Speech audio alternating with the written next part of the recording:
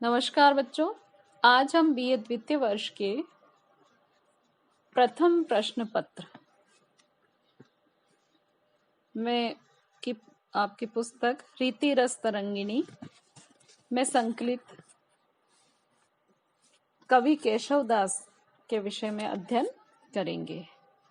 इसके अंतर्गत कवि केशव का संक्षेप में परिचय और आपके पाठ्यक्रम में संकलित उनकी रचनाओं में से जो प्रमुख छंद लिए गए हैं उनकी व्याख्या मैं आपको करवाऊंगी।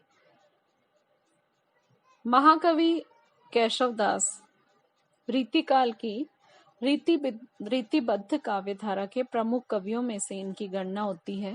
कवि केशव दास का जन्म संवत 1618 में और मृत्यु संवत 1680 में हुई थी। इनके पिता का नाम काशीनाथ था। केशवनाथ महाराज राम सिंह के छोटे भाई इंद्रजीत सिंह के राजाश्रय में रहते थे और उनका पूरा परिवार जो था वह देववाणी संस्कृत का ज्ञाता था।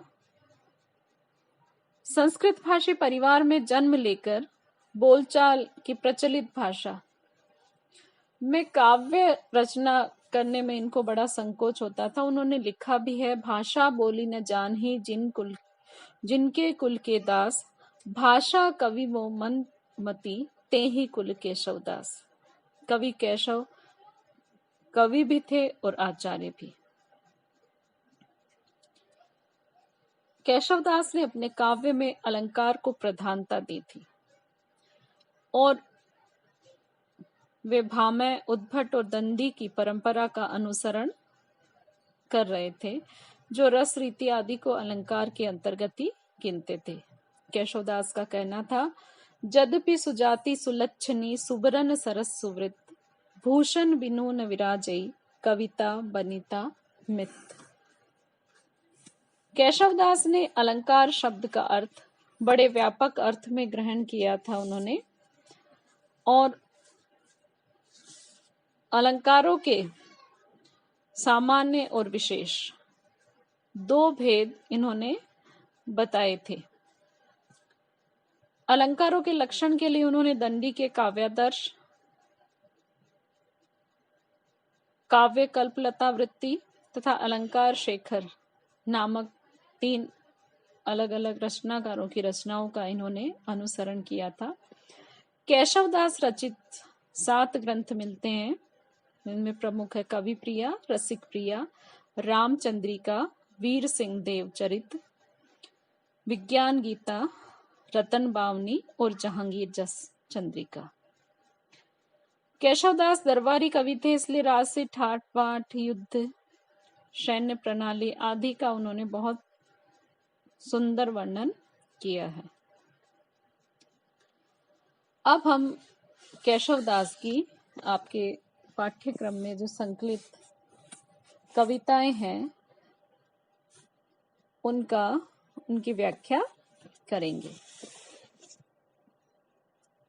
रामचंद्रिका में से पहला छंद लिया गया है, रामचंद्रिका के सरस्वती वंदना में से। बानी जग रानी की उदारता बखानी, जाई ऐसी मति उदित उदार कौन की भई। यह छंद महाकवि केशवदास द्वारा रचित रामचंद्रिका के प्रारंभ में सरस्वती वंदना में से लिया गया है। भारतीय साहित्य परंपरा में ये परंपरा का ये एक अंग रहा है कि अधिकतर कवि अपने प्रबंध काव्य की रचना के प्रारंभ में जो भी उनका आराध्य देव होता है, उनका इष्ट देव होता है, उसकी स्तुति से संबंधित छंदों की रचना करते हैं और ये छंद मंगलाचरण के अंतर्गत इनको गिना जाता है। तो यहाँ कवि केशवदास ने माता सरस्वती की, जो विद्या और बुद्धि की अधिष्ठात्री देवी है, उनकी स्तुति की है और उसी परंपरा का निर्वाह केशवदास के द्वारा किया गया है। सरस्वती की वंदना करते हुए केशवदास ने माँ सरस्वती की अनिर्वचनीयता और उनकी अवर्णनीयता का यहाँ उल्लेख किया है। कवि केशव कहते हैं, बानी जग रानी की उदारता बखानी जाई, ऐसी मति उदित उदार कौन की भई। कि वाणी की अधिष्ठात्री, इस संपूर्ण संसार की पूज्या माँ सरस्वती की महिमा का वर्णन करना सहज नहीं है, सरल नहीं है। इस संसार में कोई भी ऐसा प्रतिभाशाली बुद्धि संपन्न रचनाकार नहीं हुआ है जो माँ सरस्वती की महिमा का वर्णन कर सके, उनकी महिमा को, उनके गुणों को शब्दबद्ध कर सके। देवता प्रसिद्ध सिद्ध ऋषिराज तपवृत, कहीं कहीं हारे सब कहीं न काहू गई। कवि केशव कहते हैं कि एक सामान्य व्यक्ति की बुद्धि की तो बात ही क्या की जाए, यहाँ तक कि देवता और प्रसिद्ध सिद्धगण, ऋषिगण और वृद्ध तपस्वी जन भी माँ सरस्वती के गुणों की, उनकी महिमा की का वर्णन कर करके थक गए हैं, हार गए हैं, लेकिन कोई भी आद्योपांत उनकी महिमा का आज तक वर्णन नहीं कर पाया है। भावी भूत वर्तमान जगत बखानत है, केशवदास क्यों हूं ना बखानी काहू पे गई। केशवदास कहते हैं कि माँ सरस्वती की जो गुण है, उनकी प्रशस्ति का जो गायन है, वह भावी से तात्पर्य हमारी आने वाली जो आगत पीढ़ी है, हमारी आने वाली संततियां भी माँ सरस्वती की महिमा का, उनकी गुणों का वर्णन करेगी। भूत अर्थात हमारे पूर्वज और बीते हुए काल में जो लोग हुए हैं, उन्होंने भी माँ सरस्वती की महिमा का वर्णन किया है। वर्तमान जगत बखानत है, और वर्तमान समय में भी इस संसार के लोग माँ सरस्वती की महिमा का गायन करते हैं। तो भी केशव दास कहते हैं, क्यों हूं ना बखानी काहू पे गई, कि आज तक पूर्ण रूप से माँ सरस्वती के गुणों, उनके महिमा का आद्योपांत पूरा वर्णन जो है, वह कोई भी संपूर्ण रूप से आज तक नहीं कर पाया है। पति बरने 4 मुख, पूत बरने 5 मुख, नाती बरने 6 मुख, तदपि नहीं नहीं है। केशवदास आगे कहते हैं, पति अर्थात ब्रह्मा जो है, सरस्वती के पति ब्रह्मा अपने 4 मुखों से, और इनके पुत्र अर्थात भगवान शिव अपने 5 मुखों से, और इनके नाती अर्थात शिवपुत्र कार्तिकेय अपने 6 मुखों से माँ सरस्वती की महिमा वर्णन करते हैं। लेकिन इनकी नित्य नवीन लगने वाली महिमा का वर्णन नित्य नवीन लगता है, आज तक उनकी महिमा का पूर्ण रूप से वर्णन को ही नहीं कर पाया है, क्योंकि माँ सरस्वती वर्णातीत है, वह अवर्णनीय है। उनकी स्तुति, उनके गुणों का बखान, उनका स्तवन करने की व्यक्ति की बुद्धि की एक सीमा है। इसमें केशवदास जी ने माँ सरस्वती की अनिर्वचनीयता का वर्णन किया है, और माँ सरस्वती के गुणों का वर्णन करने में कोई भी समर्थ नहीं है, इस पर प्रकाश डालते हुए। इसके साथ ही केशवदास ने कहा है, पति बरने मुख चार मुख पूत बरने पांच मुख। इस पंक्ति में केशवदास जी ने लोक मान्यता से में अप्रचलित और पौराणिक आस्था के विरुद्ध भगवान शिव को ब्रह्मा का पुत्र बताया है। यह लोक प्रचलित मान्यताओं के विरुद्ध है, इसलिए इसमें विरुद्ध मतिकृत नामक काव्य दोष भी है। इसमें केशवदास ने इस छंद में मनहरण कवित्व छंद में इसकी रचना की है। यहाँ कहीं कहीं में पुनरुक्ति प्रकाश अलंकार है, उदित उदार इसमें अनुप्रास है, क्यों हूं काहू बखानी काहू पे गई, कहीं न काहू गई। तो यहाँ पर अतिशोक्ति अलंकारों का प्रयोग, अतिशोक्ति अलंकार का प्रयोग केशवदास के द्वारा हुआ है।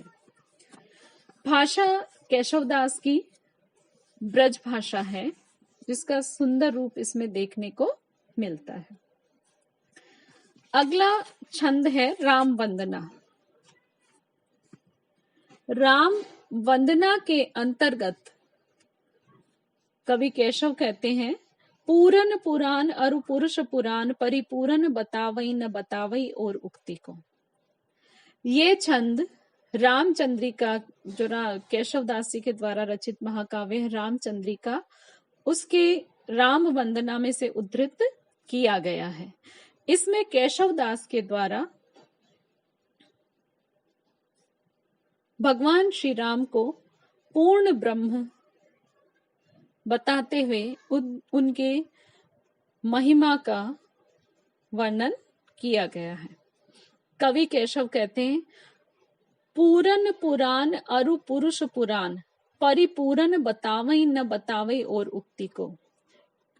पूरन पुराण अर्थात पूरे पुराण, 18 पुराण, और जो आप्त पुरुष हैं वे सभी भगवान श्री राम को पूर्ण ब्रह्म बताते हैं, न बतावे और उक्ति को। और इसके अतिरिक्त वे भगवान राम के विषय में और कुछ नहीं कहते कि भगवान राम जो है वह पूर्ण ब्रह्म है।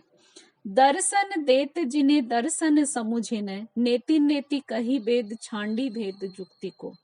कि वह राम जिनका स्वरूप दर्शनीय है और जिन्हें दर्शन समुझे न, और जिनको वेदांत, योग, सांख्य आदि जो दर्शन शास्त्र है, वह भी भगवान राम के स्वरूप को पूर्णतः स्पष्ट नहीं कर पाए हैं। नेति नेति कहे वेद छांडी भेद जुक्ति को। और वेद भी उनके वास्तविक स्वरूप को पूर्णतः प्रकट नहीं कर पाए हैं। और नेति नेति कहकर वेदों ने भगवान श्री राम के अनादि अनंत स्वरूप की ओर संकेत किया है। ऐसे भले भगवान श्री राम की महिमा का एक साधारण बुद्धि युक्त मनुष्य कैसे वर्णन कर सकता है। जानिए केशवदास अनुदिन राम राम रटत, रहत न डरत पुनरुक्ति को। केशवदास कहते हैं कि मैं भगवान श्री राम की अनिर्वचनीय, अवर्णनीय महिमा के विषय में भली भांति जानते हुए भी, उनके महिमा के विस्तार पूर्वक में जानते हुए भी, रात और दिन भगवान राम के नाम की ही रट लगाए रहता हूं। प्रत्येक क्षण उन्हीं के ही नाम का मैं स्मरण करता रहता हूं। और जबकि मैं ये जानता हूं कि बार बार भगवान श्री राम के नाम का स्मरण करके मैं मात्र पुनरुक्ति कर रहा हूं, क्योंकि बहुत प्राचीन काल से ही भगवान राम की स्तुति, उनकी महिमा, उनके स्तवन से संबंधित रचनाओं, काव्यों, नाम स्मरण के द्वारा लोग उनका स्मरण करते हैं, लेकिन मेरी अपनी सीमाएं होते हुए भी केशवदास कहते हैं कि मैं भगवान श्री राम का स्मरण करता हूँ। रूप देहि अनिमाही, गुण देहि गरिमाही, नाम देहि महिमाही, भक्ति देहि मुक्ति को। केशवदास कहते हैं कि भगवान श्री राम का स्वरूप का जो चिंतन करता है, उनके स्वरूप का जो ध्यान करता है, उसे अणिमा सिद्धि की प्राप्ति होती है। गुण देहि गरिमाही, और जो भगवान राम के गुणों का वर्णन करता है, उनका बखान करता है, उसे गरिमा सिद्धि की प्राप्ति होती है। और जो प्रत्येक क्षण हर पल भगवान श्री राम के नाम का स्मरण करता है, स्तवन करता है, उसे महिमा नाम की सिद्धि प्राप्त होती है। इस प्रकार भगवान राम के नाम का निरंतर स्मरण करते हुए, उनके गुणों का ध्यान करते हुए जो व्यक्ति उनका स्मरण और स्तवन करता है, तो केशवदास जी कहते हैं कि उसे इस संसार के समस्त बंधनों से, सांसारिक मोह माया के बंधनों से मुक्ति मिल जाती है और वह मोक्ष को प्राप्त होता है। इस छंद में केशवदास जी ने भगवान श्री राम की को परम ब्रह्म बता करके उनकी आराधना की है। नवधा भक्ति बताई गई है: श्रवण, स्मरण, गुण कीर्तन, चरण सेवन, अर्चन, वंदन, दास से सख्य और आत्मनिवेदन। इनमें इस नवधा भक्ति के कई रूप हैं, उनका समावेश, उसमें प्रमुख रूप से नाम स्मरण का समावेश केशव के दास जी के द्वारा अपने इस छंद में किया गया है। 3 सिद्धियों का यहाँ उल्लेख केशवदास जी ने किया है: अणिमा, गरिमा और महिमा। सिद्धियों के 8 प्रकार होते हैं, और अगर व्याख्या के लिए ये छंद आपके आता है तो विशेष में आपको उन 8 सिद्धियों के नाम लिखने होंगे।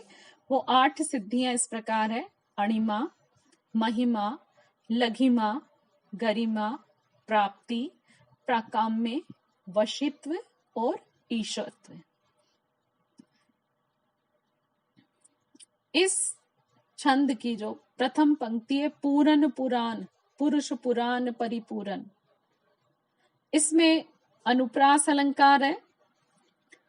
पूरन पुरुष, पूरन पुराण और पुरुष पुराण, तो यहाँ पर यमक है। पुराण एक बार आया है पुराण के लिए, और दूसरा पुराण आया है आप पुरुषों के लिए, तो इसमें यमक है। दर्शन, दर्शन एक दर्शन है, और दूसरा दर्शन से तात्पर्य दर्शन शास्त्र, तो इसमें भी यमक अलंकार है। नेति नेति, राम राम, इसमें एक शब्द की 2 बार आवृत्ति हो रही है और शब्द का अर्थ परिवर्तित नहीं हो रहा है, इसलिए इसमें पुनरुक्ति प्रकाश अलंकार है। भाषा ब्रज भाषा है और मनहरण कवित्त छंद है। रस इसमें भक्ति